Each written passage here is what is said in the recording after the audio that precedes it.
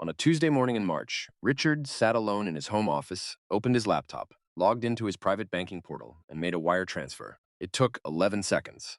He closed the laptop, stood up, and walked to the kitchen to get his second cup of coffee. He was tired, he was jet-lagged, he was distracted, and he had just made the most catastrophic mistake of his life. Across town, in a modest house with a slightly overgrown front garden, Carol was standing in her kitchen when her phone buzzed on the counter. She picked it up. She read the notification once. Then she read it again, then a third time. $5 billion had just landed in her bank account. She set the phone face down on the counter, finished the last sip of her coffee, and then picked her phone back up, not to call Richard, but to call her attorney. Because Carol had been waiting for a moment exactly like this one, and she had been waiting for a very, very long time. Before we go any deeper, let us know in the comments where you are watching from. We would love to hear from you. And please hit that subscribe button right now so you never miss any of our upcoming videos.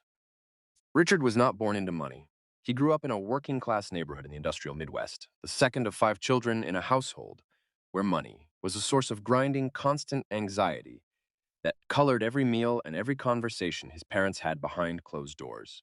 He heard those conversations. He absorbed every single one of them. And somewhere in his teenage years, he made a quiet, resolute, unshakable decision that he would never live that way. By his late 20s, he had built a small real estate portfolio, buying distressed properties that other investors were walking away from, renovating them on tight budgets, and flipping them for margins that turned heads in rooms he was only just beginning to enter. By his mid-30s, he had his first company. By 40, he had 3. By his mid-40s, he was managing a portfolio spanning commercial real estate, private lending, and a web of LLCs so layered that even the people who worked directly for him did not always have full visibility into how it all connected. That opacity was not accidental. Richard liked it that way. Information was power, and Richard did not share power with anyone. Carol was a 5th-grade schoolteacher when they met at a mutual friend's dinner party in their late 20s. She was patient, precise, and possessed of a deep, genuine attention that Richard found compelling in those early years. She noticed things, small things, the kind of things most people walk right past. They married when Richard was 31. The wedding was modest, the honeymoon in Florida, and Carol wore a dress she had found at a sample sale. But by every account of the people who were there that day, she was the most remarkable person in the room, not because of anything she wore, but because of the way she looked at Richard, like she believed in him completely. And in those early years, that belief drove him through 18-hour days and failed deals, and every stretch of uncertainty that every entrepreneur moves through on the way to building something real. But as Richard's world expanded, the private planes, the international deals, the charity galas, and glass-walled boardrooms, Carol's world stayed small, not because she was incapable of more, but because Richard controlled the finances, and he always had. Carol received a fixed monthly household allowance that Richard determined, and she was expected to manage within, for groceries, for the children, for the everyday expenses of a home. While Richard moved hundreds of millions through private accounts, Carol tracked grocery receipts. And she did it without the kind of complaint that Richard ever heard. What Richard did not understand, what he was completely catastrophically blind to, was that Carol had never stopped being the woman who noticed things. She had noticed a charge on a shared credit card from a hotel in a city Richard had not mentioned visiting. She had noticed a name in his phone connected to messages he had not deleted quickly enough. She had noticed the gaps in his travel schedule that did not align with the business trips he described. She said nothing. She made no accusations. She simply watched and waited. And when the time was right, she was ready. The woman Richard had intended that $5 billion for was named Diane. She was 34 years old, 22 years younger than Richard, and she had met him at the front desk of a luxury Miami hotel, where he stayed during his quarterly trips to manage his South Florida properties. Diane was not naive about what she was to Richard.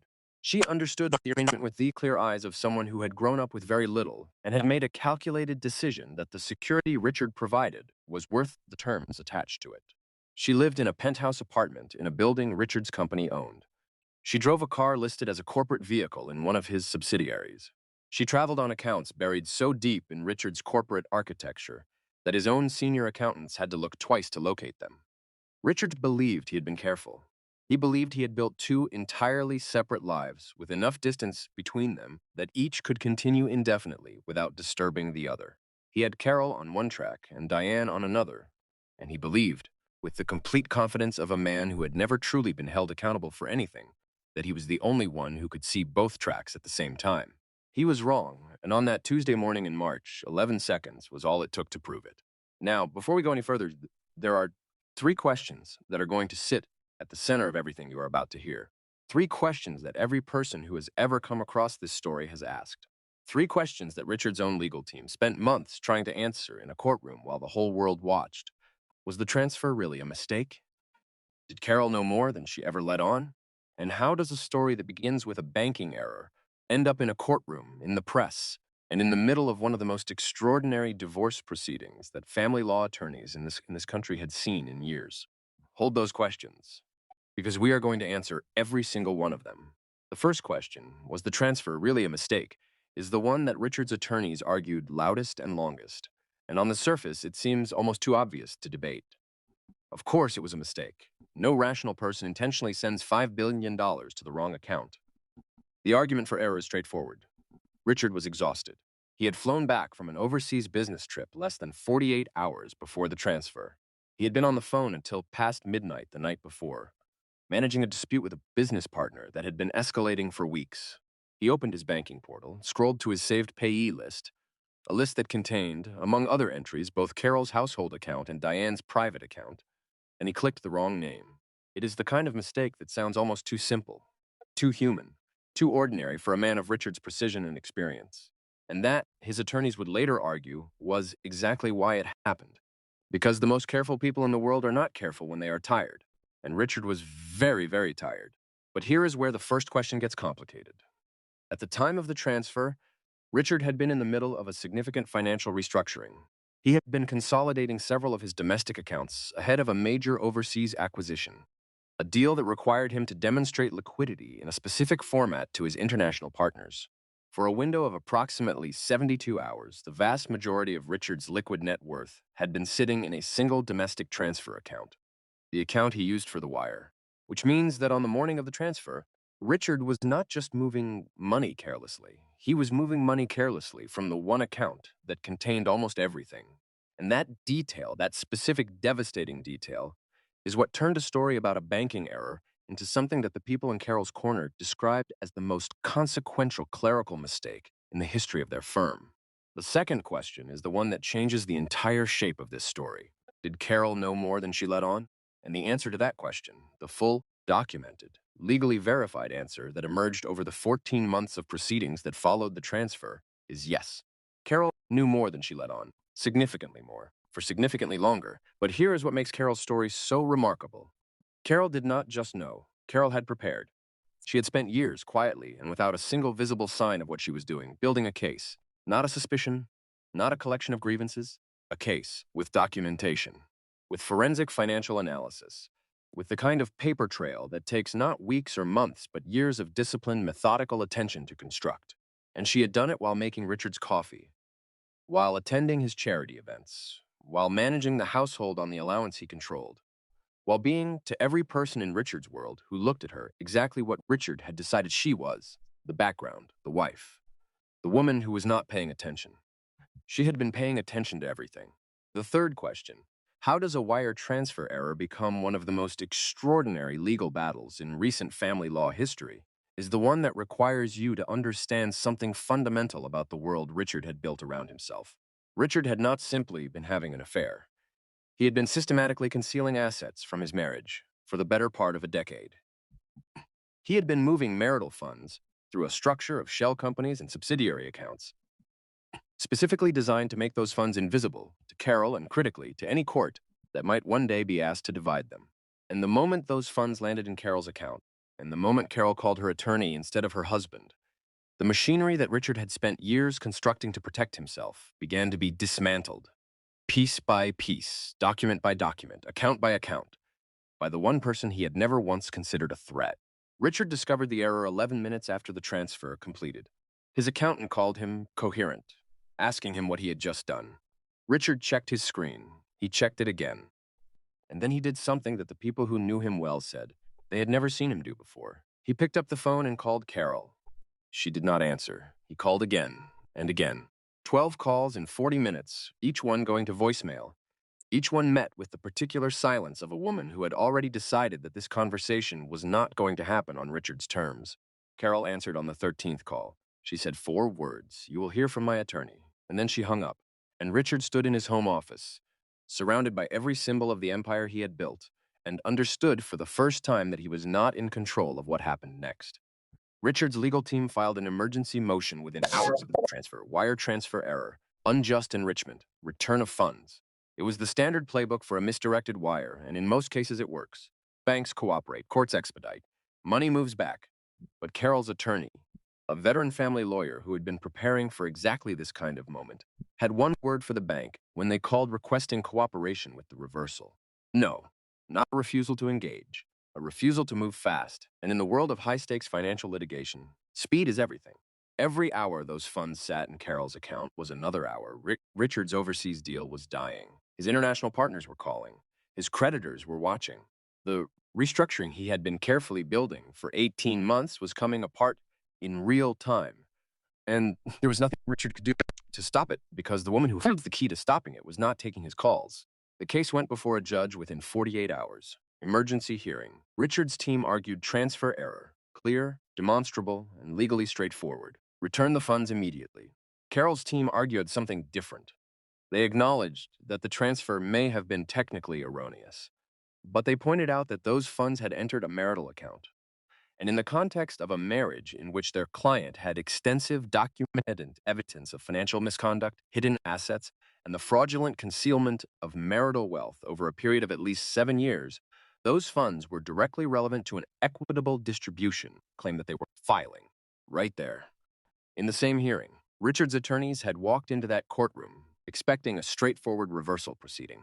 They walked out facing a full divorce filing backed by 7 years of forensic financial documentation that Carol's team had been quietly assembling since before Diane had ever set foot in Richard's life.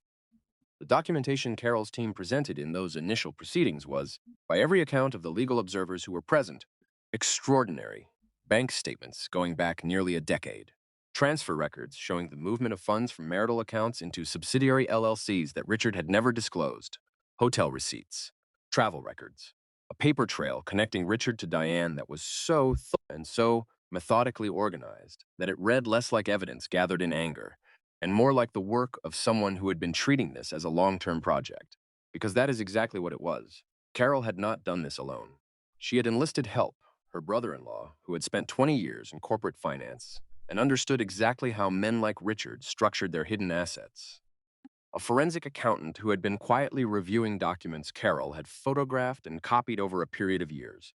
And one person inside Richard's own organization, someone in a mid-level financial role who had grown increasingly uncomfortable with what they were being asked to process, who had, without Richard's knowledge, been preserving records that Richard believed were being managed in his favor. Richard's mistake had not created Carol's case. His mistake had simply told her that the moment to use it had arrived, and Carol, who had spent 31 years being the most patient person in every room she entered, moved with a decisiveness in those 48 hours that left Richard's legal team struggling to keep pace. While Richard was making emergency calls to his attorneys, Carol was already in a conference room with hers, walking them through a filing strategy they had spent months refining and were now ready to execute. While Richard was scrambling to contain the financial damage of the misdirected transfer, Carol was quietly, methodically, and completely legally ensuring that the window for a simple reversal was as narrow as possible. And then Diane entered the picture in a way that nobody had planned for. On the afternoon of the day the transfer was made, Diane had been waiting for her own notification. The transfer that Richard sent her every month, structured as a consulting fee through one of his LLCs, had not arrived. She had tried to reach Richard multiple times throughout the morning. He had not responded. By early afternoon, Diane did something that Richard had specifically, repeatedly, and emphatically told her never to do. She got in her car and drove to Richard's house. She rang the doorbell, and Carol answered the door. The two women stood in the doorway and looked at each other. And Carol, by the account of the one person who was present for what happened next, smiled and said, "I know exactly who you are. Would you like to come in?" Whatever happened in that house over the next 3 hours has never been fully disclosed. What is known is that when Richard arrived home that evening, he found Carol and Diane sitting at his kitchen table, with Carol's attorney on speakerphone, and a recording device that Carol had placed on the table between them running from the moment Diane had walked through the door. The recording was never fully made public, but portions of it were entered into the divorce proceedings. And those portions revealed something that even Carol's own attorneys described as beyond what they had anticipated. Because in the course of that 3 hour conversation, with Carol listening and occasionally asking quiet, precise questions, Diane disclosed details about her financial arrangement with Richard, the accounts, the LLC structure, the amounts, the timeline, that corroborated and in several cases extended the documentation Carol's team had already assembled. Diane had not intended to help Carol build her case, but Diane was frightened. Her income had vanished, her housing was uncertain, and Carol, sitting across the table from her, with the calm authority of someone who held every card in the room, had asked her questions in a way that made answering them feel like the only reasonable option. By the time Richard walked through his own front door that evening, the case against him had grown significantly larger than it had been that morning. The divorce proceedings that followed lasted 14 months. They were, by every measure, brutal.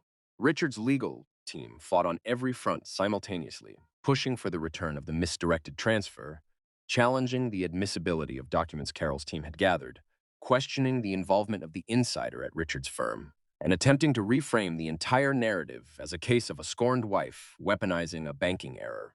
Carol's team held their ground on every point. The forensic financial case they had built was, as one legal observer put it, almost prosecutorial in its thoroughness. Richard's attempts to have the $5 billion transfer reversed were partially successful. A portion of the funds were returned under court order, but the fraudulent concealment case that Carol's team had built did not depend on that transfer.